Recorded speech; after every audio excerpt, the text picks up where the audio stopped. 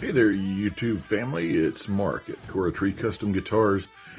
I hadn't planned on working on Defiant today, but I ended up doing it anyway. So I figured I should probably at least touch base and show you guys a little bit of where we're at. I realize it's been a while since I have posted a video that was relevant, and well, frankly, I haven't made a whole lot of progress in the past 2 weeks or so. I've been, I guess for lack of a better term, I've been at a point where I've been scared to make progress. There are too many things that could go wrong at this point, and I'm afraid that they will. I've had some setbacks over the past couple of months that I've been working on this guitar. And I ran into some of these again today. I'll show you a little bit of what I'm working on here. I have got my neck finished, and no, not finished. I've got my neck shaped, and it looks and feels pretty good. I want to do some fine sanding on it and just smooth it out a bit, but I have matched the contour of my Carvin DC 127-12 or 128-12. No, 128 was my Fiat. Yeah, it's a DC 127-12. It's a 1993 model guitar. I think I've talked about it a bit before. The body for that guitar is sort of the core of Defiant, with considerable changes. I've updated it a bit since the 1993 design, changed some angles and curves, and relocated, well, everything about it. Defiant will be a 30.2 inch scale guitar, whereas the Carvin that it's sort of modeled after is a 25.5 inch scale, I believe. So, yeah, the neck is, well, it looks like a neck. Let's turn this camera around and show you that. It does have a headstock that is roughly shaped, and it does have frets in place, and it does have a pretty fretboard.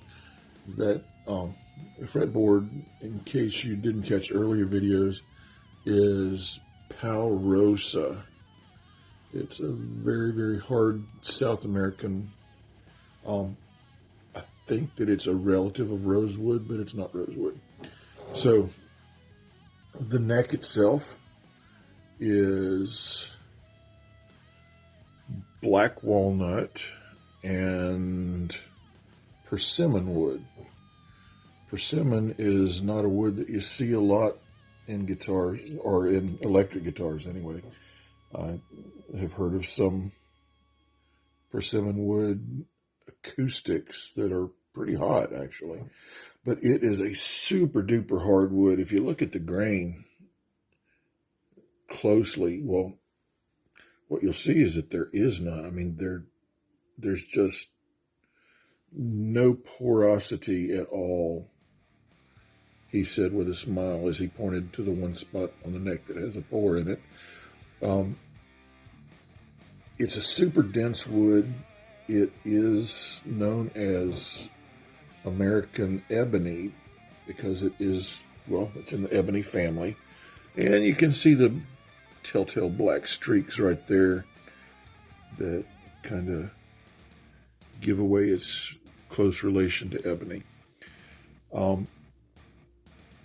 So today's task has been to cover this headstock, and I wanted to use a veneer that would match my body. Not my body, gosh, you don't want that on your headstock, but match my guitar body. And so I started working on this. This is a piece of the off-fall from my guitar, and so I matched the grain pretty well because, well, it's the same piece of wood. That part's pretty cool. But when you get down to this teeny tiny thickness, and I haven't measured it, it's just not in my character to do that. Well, the wood gets pretty delicate. So to keep the grain and to keep a uniform look, I went ahead and bookmatched the headstock. Don't know that I've ever seen a bookmatched headstock, and my body is not bookmatched. It is one piece, but it is crotch figure, and it all actually comes from this section of the tree. You can see how the figure makes sort of a V shape there. Well, the body of the guitar follows that V outward. So that V and that crotch figure means that this tiny thickness of wood is going to be crazy delicate. And you can see we've already got some CA glue repairs there. I bookmatched it, by the way, with CA glue instead of using wood glue. And there's a reason for that. If you know what the reason for that is, leave a comment. I thought it was pretty freaking clever, but I'm not going to say anything about it just yet because, well, I like it. Don't know anybody who's done it. Not saying I'm the best, not saying I'm the first, just I don't know anybody who's done it. But anyways, yeah, I've got a whole lot of repair in this little less than 1/8 of an inch thick veneer, and it's got a whole lot of sanding to be done on it before it can be finished and I guess glued onto the headstock of the guitar. So this is our progress right now. I think it would probably bore you to tears to watch me sand this for another hour or so, which is exactly what I have to do.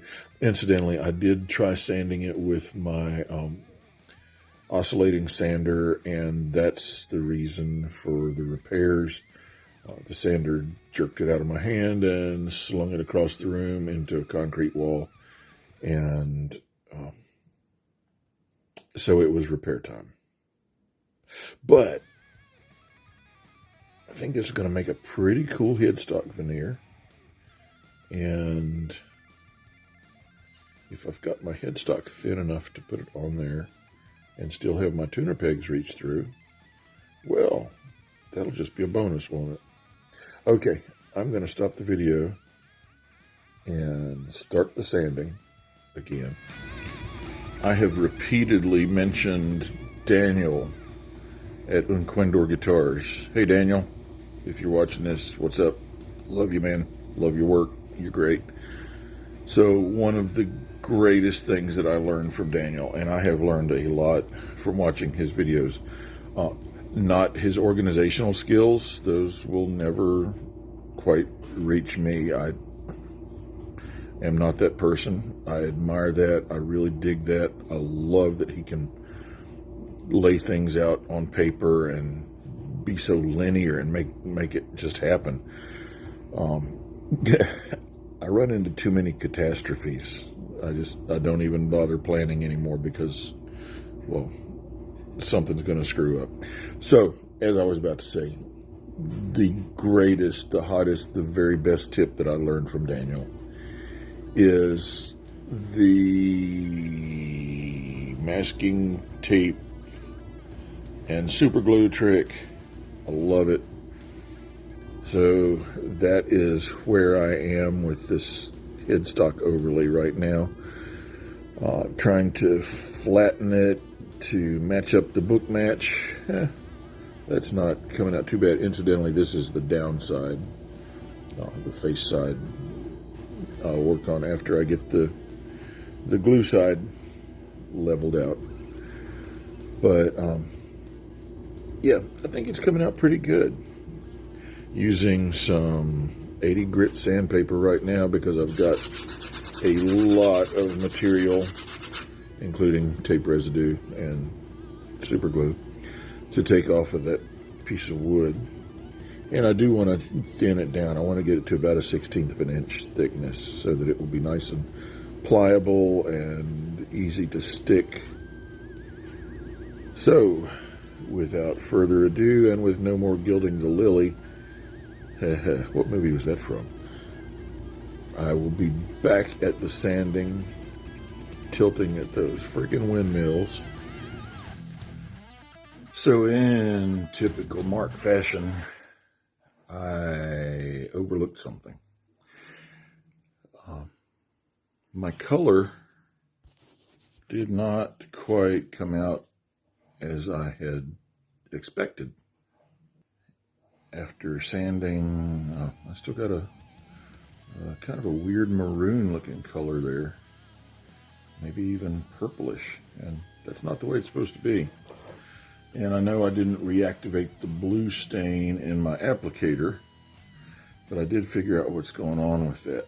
You see, when I was experimenting with the color on my guitar body, I also used some General Finish Empire Red water-based dye. So I have sanded off most of the dark red Angelus dye there, and wow, look how that figure in the grain is really popping. Still got to sand a whole lot on that. Still got some sand marks and some tool marks, but that's all right. Those will go away. But got a pretty good Bookmatched going.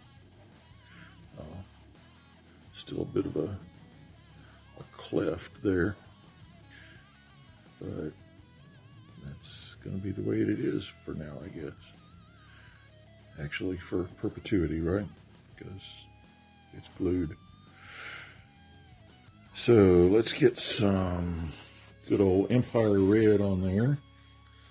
We'll apply that with a paper towel. And yeah. Now we're getting a color.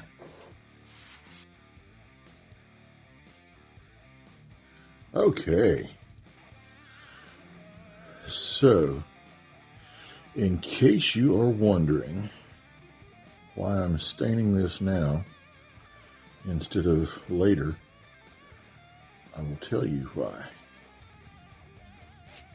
You see, I'm also going to stain it later, but to pop the grain and to make it really deep and as vibrant as it can be, you need to do a couple layers of stain and sand. Stain and sand and stain and sand and stain and sand. You can push some of the figure by using a black or a dark blue or purple, depending on your final color that you want. But I'm not doing that on this guitar because I want to keep it kind of, I want the wood figure to be bold, but I don't want it to be overstated. And there is enough going on, I'll show you this again, there's enough going on in that wood that it doesn't need a whole lot of help other than just giving it some color and some shine. And I'm going to put a shine on there that'll knock your peepers out. So that will bring it forward even more. So yeah, no black on this one, just doing the two shades of red and sanding in between. And the theory there is the earlier coats or the earlier applications will be absorbed deeper into the softer wood and less in the harder wood. And as we apply more and more stain, the soft wood will darken or get redder, get stainder, and the harder wood will stay light. And this has got lots of both. There's actually even some bark inclusion in this little piece of burl. The bark will go almost completely black. I like that. That's kind of a neat little touch. So I'm going to get back to sanding and staining and sanding and staining and sanding and staining. And I'll catch back up with you when it's time to glue this puppy in place. How's that? So, without a whole lot of complication, I have got the Headstock Veneer cut and roughly shaped and stained. And I still need to drill a hole in it, and I wanted to share with you before I do that a little tip that somebody shared with me a long time ago. Jason England was a friend of mine who ran a cabinet shop for years.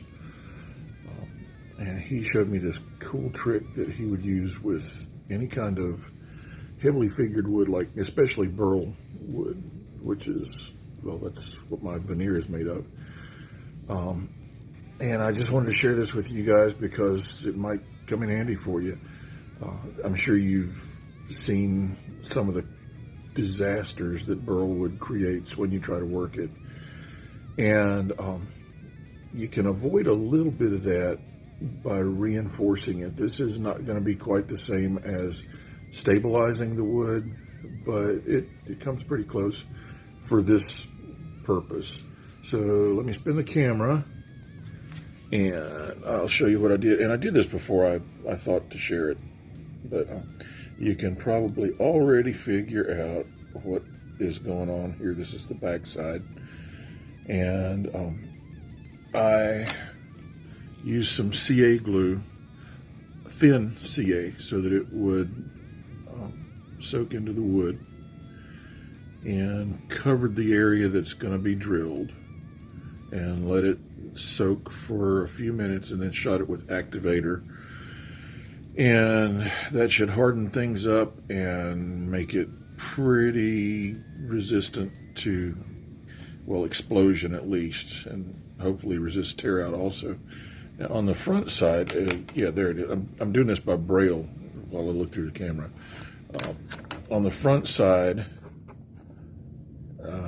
I marked the top and bottom of my truss rod hole and taped that. Well, I taped it and then marked it. And of course the tape is to just provide a little bit of extra protection against tear out and ultimate destruction. And I will go get this on the pillar drill using a, daggone it, I can't remember the name of that bit. Anyway, it's a cutting type bit. It's not a Forstner bit. Ooh, but I might have a Forstner bit. If I do have a small one like that, that would probably be the hot ticket. So let me check on that, and we might get this camera over to the pillar drill. Probably not. Got a bit of a mess there. I don't have a place to put my tripod, really. But we'll be back in a short with hopefully a drilled veneer and one that is ready to get glued and clamped in place. Yay! So as it turns out, this wood is just a little bit too delicate to get real squirrely with a drill, especially when it's so thin. You can see on the back,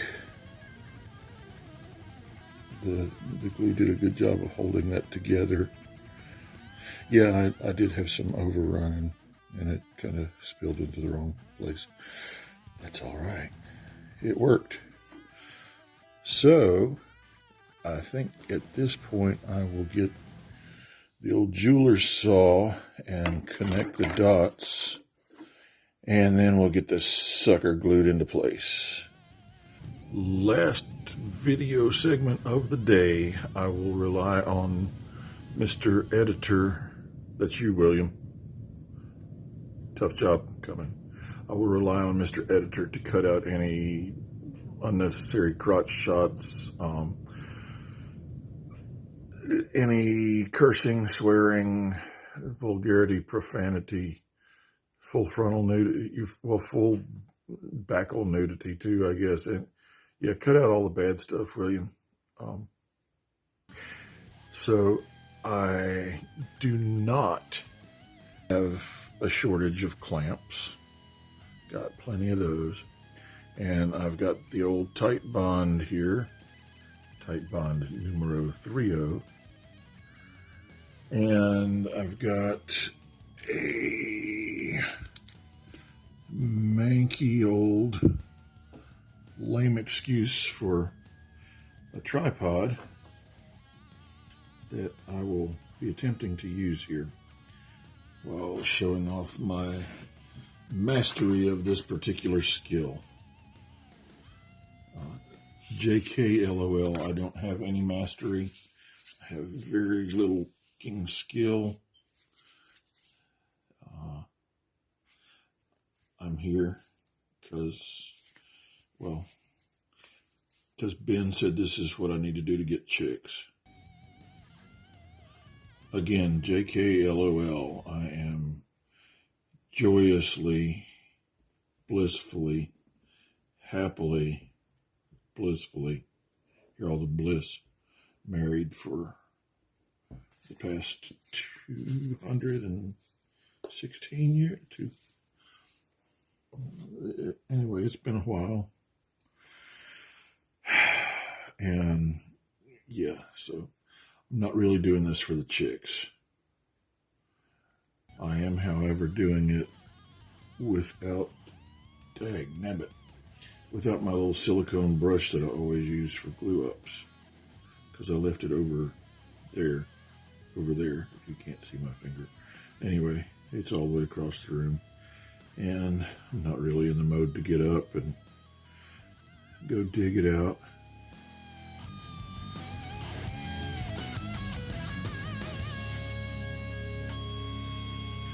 And here we go. Let's fit this puppy right into place. And yeah. Okay, so I've got just the barest hint of a center line there where I bookmatched this dude. And I have centered that up between the 3rd and 4th string grooves in my nut.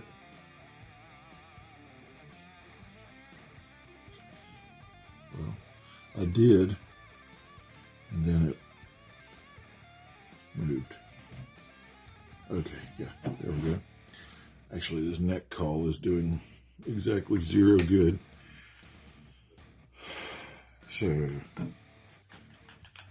stick a clamp on there.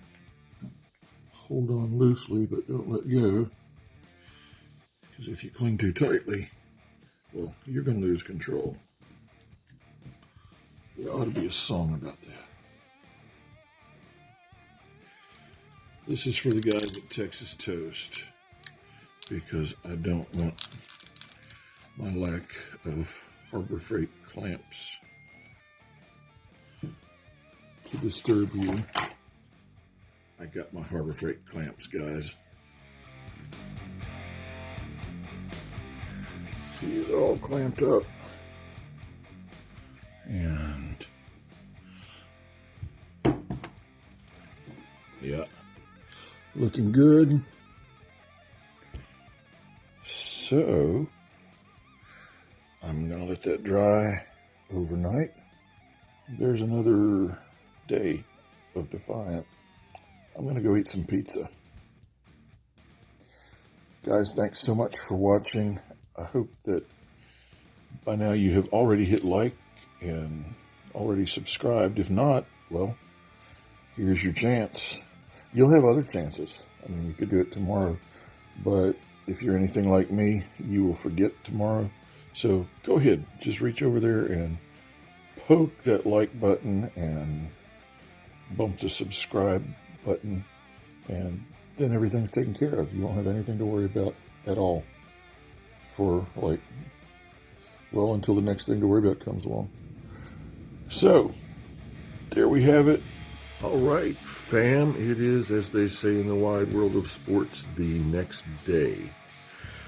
And I have just pulled the clamps from my Headstock Veneer, and I wanted to show that to you before I start sanding the edges. Let's spin this on. Yeah, clamps. So we have a headstock with a veneer attached, and it looks to be pretty much all there. Might have a bit of a gap there. I'm not sure if that's a gap or if that's an illusion created by the stain. It's one or the other. Whichever it is, we'll get it straightened out. So, there is the headstock, and there is the body to match-ish. Got to get a little bit more color on the headstock, but it will be there. And we will have very soon a guitar. Got a few more parts coming. And in case you're wondering about those big holes, I do have oversized knobs on the way to fit right in there. So that's not going to be as big a distraction on the build as it is in process. And I suppose that will cover us for now. I'm going to get sanded on this sucker. So I have sanded all that I dare to sand with my spindle sander, or my oscillating spindle / belt sander.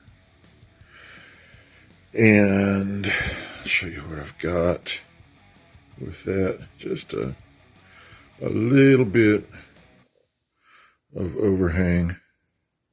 I just don't want to kiss that a whole lot with the power sander.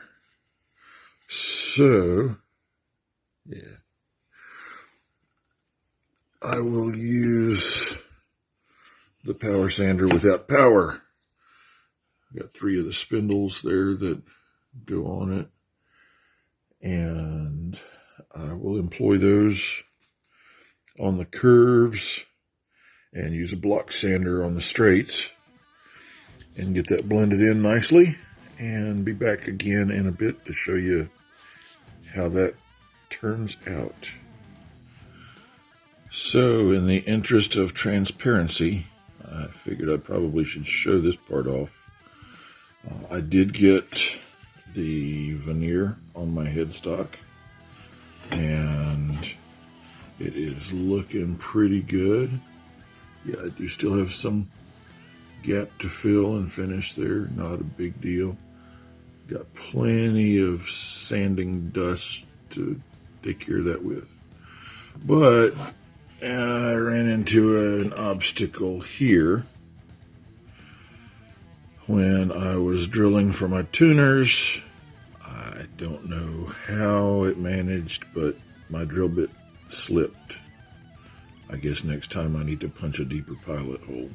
But, yep, it slipped, and so I have to plug with a dowel that messed up hole, and then scoot the hole that I'm going to be using over by about 2 millimeters. It's not doing too bad on the back with the cover up. Just a tiny little bit of the dowel crept over into the walnut. So, it's not perfect, but it doesn't look horrible, I guess. Well, maybe that depends on your standards. But most of that dowel will disappear when I drill the new hole anyway. So my job now will be to fill in around the front with some CA and a little bit of probably Purple Heart sawdust, sanding dust. Should take care of that. But I am not displeased at all with the way that this headstock turned out. figure really shows up nicely. And the razor thin black line down the middle where I book matched it, I think serves as a nice, well, center line. It's there. It's a line. It's the only thing straight in the figure that goes everywhere. I like it. If you do, say so. If you don't, say that too. And, well, it's not that I'll care, but I'll know, right? Anyways, I think that when the nut goes on top of that tuner, it will probably completely cover what's left of the dowel that I put in on this side. If not, well, it'll be disguised so well that nobody will know it's there except for me and you watching this video. So back to work, and I'll check in with you again soon. Well, we have almost a guitar. We've got a headstock overlay that actually looks pretty daggone good. I'm looking at it now. You can't see it because I'm not going to show it to you quite yet. Okay, I'll show it. So, let's focus. There we go. There is our headstock overlay. And you know what? I am so eager to see this thing done and see what it's going to look like that, well, I went ahead and rubbed in a little bit of Odie's oil, Osmo oil, this stuff, which is what I'll be finishing my guitar with. So yeah, I went ahead and rubbed in one coat of that just to see what that wood is going to look like, and I'm telling you, I am not disappointed. Yeah, that's the sheen that we get from one coat of that oil. About 6 coats hand rubbed and buffed is going to spank it hard. And yeah, here is a little better view of the installation of that veneer. And oh yeah, I did have to shim my nut there. This is I know that sounds dirty. Don't laugh, William. Yeah, it won't focus. Anyways, I assumed as I was building this neck that of course there couldn't be any problems associated with having an extra thick fretboard. And I just wanted to see more of the Palrosa in that neck. So I thought, yeah, we'll make the fretboard a little bit thicker. Not a problem.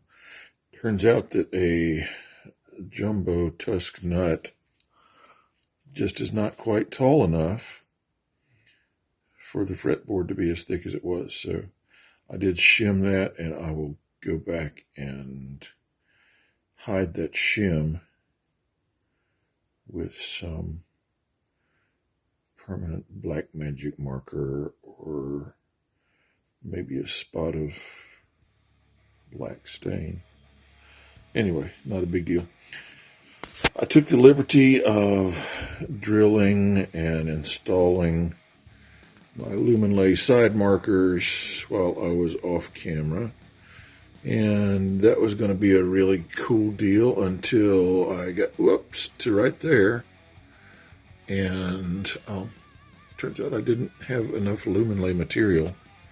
Pro tip from a non-pro: if you're ordering your Luminlay on Amazon, as I did, because it is half the price of ordering it from Japan, be prepared to either cut your rods really, really short only cut these to about 5 millimeters, and that was too long. But either cut them real short or buy extra, because, well, there's just not enough there to do the whole neck if you're doing a 24 fret neck. So, one more shot of that not very ugly headstock. Man, I'm really jacked up at the notion of putting that finish on my guitar body. I think it's going to look hot.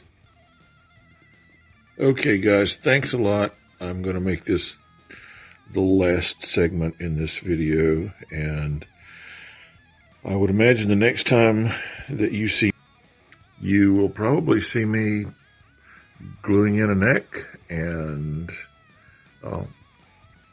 we might make a truss rod cover. That could be fun. Probably installing tuners, bridges installed, maybe installing electronics. I'm not good at that. That would be a fun thing to watch.